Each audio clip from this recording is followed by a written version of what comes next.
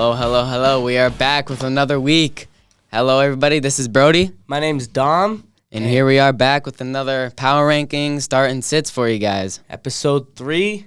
So we're gonna run through our power rankings a little quicker today for the people that aren't in our league. I know you guys probably don't care about our rankings, so we'll just run through 12 through 6 real quick, and then we'll kind of get a little more in depth on the top 5.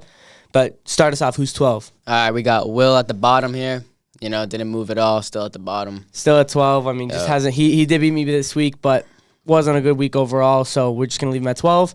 At 11, we have me. I fell 3 spots. I mean, another loss. I'm 0-2. I don't really deserve to be any higher than 11. Alex, we got at 10, bro. I mean, he went up 1 spot. Still hasn't proved much, but he's 1-1. So we'll give him 10.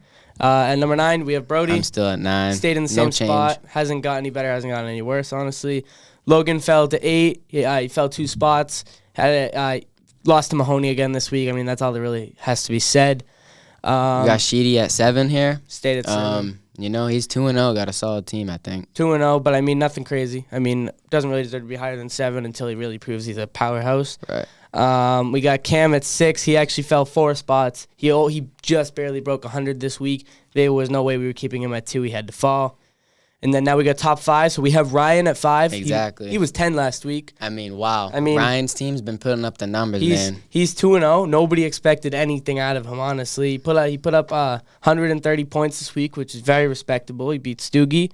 He's 2-0 now. So, I mean, I feel like top 5, it would be disrespectful not to put him in the top 5. Right, yeah. We got David here at 4. I mean, tough loss against Ben this week. Still put up a great number this week. 150 plus this week. I mean just unlucky, man. Outscored the whole league, but like 2 people. Putting up 150 and losing is just brutal. But, I mean, top four is respectable, definitely. Right. We got Ben at 3. He moved up from the 5 spot. Right. He put up 150 points this week. I mean, definitely respectable. I think 3 is a solid spot for Ben. I don't think he's 2 or 1 just yet because he is 1-1, but he had less than 100 points. Or no, just about 100 points week 1. Week 2, he brought it back up. Now he's top 3. We'll see where that goes from there. Number 2, we got Nolan moving down a spot. Just lost to Luke, unfortunately. But, I mean, hey, we can't have him out number 1 if he just lost. So again, another 150-point scorer with a loss. So, Unfortunately, I mean, Luke's team, George Pickens, won him that matchup at the end of the night. Losing Nick Chubb is going to kill him. Nolan really has no running backs at this point. So I don't know if that 2 spot's going to remain there after this week. He might fall a little bit. But our new number 1 is that boy Larry Barton. That boy Larry. I mean, I don't know how you wouldn't put him at number 1 at this point. Can't. I mean, he had an incredible week this week. He's 2-0, leads the league in points. I mean, it would be wrong to put him anywhere but 1. Exactly. So yeah, there's our power rankings. Quick little power rankings. Now, for those of you that aren't in the league, this is where you guys are gonna want to pay attention. All right. Do you want to start with our start and sits or review last week's? Let's review last week's. Last week's. All right. Yeah. So you go over yours. All right, guys. We had a bad week. You should not have listened to me. All right. I'm 0 for 2 right now. All right. Hopefully, I got a good week. But my start was Allen Robinson. Did trash. I think he had You should probably drop him if you started him. You should probably drop him. Throw him on waivers. Michael Thomas actually had a decent game. That was just it. I think Michael Thomas had a decent game. Almost 13 points. Yeah, 12.5 points. I mean, disregard anything. Hey, disregard that stuff. Hey, you win some, you lose some. All right, guys. All right, and then now mine. I started JSN. I was saying it was gonna be his week. This is his breakout week. It wasn't. He had 8.5 points. I mean, not the worst. So if you started him, it probably might not have killed you, but definitely didn't help you out. So my bad. That was on me. But my sit of the week was a hit. I had Najee. He had 5.3. He has yet to break over 6 points through 2 weeks. So he might honestly be a consistent sit from now on because I don't know if he's even worth playing at this point.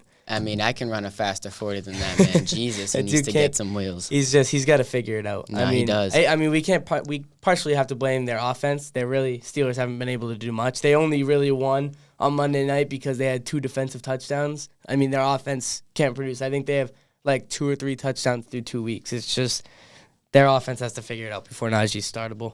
All right, now we got the start and sit for this week. All right, guys, hey. I'm serious now, okay? All right, these ones are not to be joked. All right? Hey, we're going to start Jerome Ford, okay? Nick Chubb just got hurt. He dropped 23 points right away.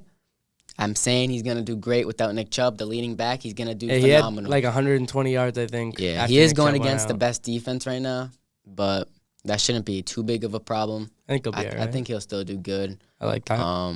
You know, and for our sit, we got George Kittle. Hey, he's a great tight end, but he is just not putting up the points. He had like 6 and like 4. Yeah, he's not. He hasn't had. He's anything. at like 10 total points And in I 2 mean, weeks.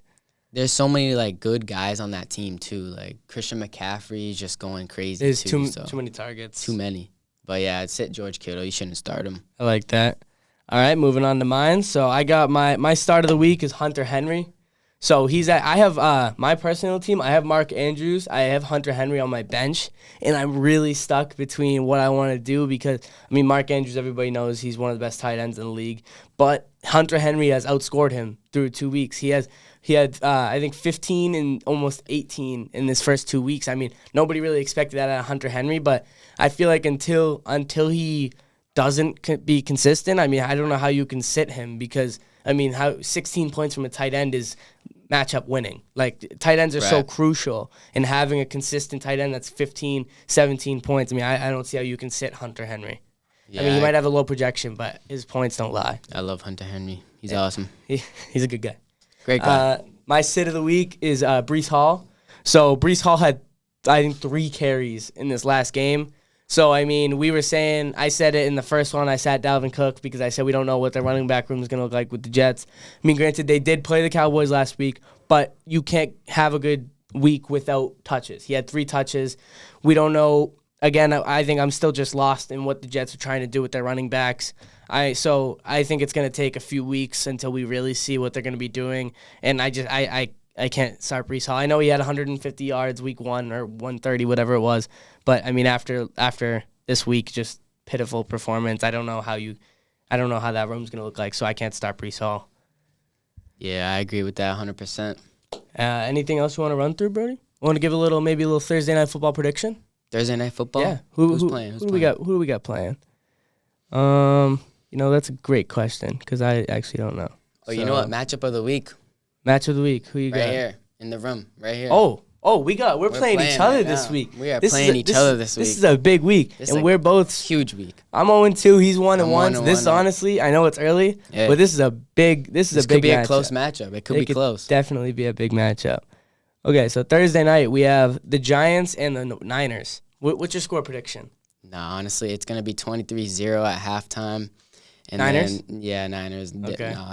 With Saquon out, Yeah, it's gonna be tough. It's gonna be tough for the Giants to get anything going. Giants were outscored 60-0 in their first 6 quarters of the season. Their offense just they came back. I'll give it to Denny Dimes. He made that comeback, but without Saquon, San Fran is just insane. Losing 40-0 your first week.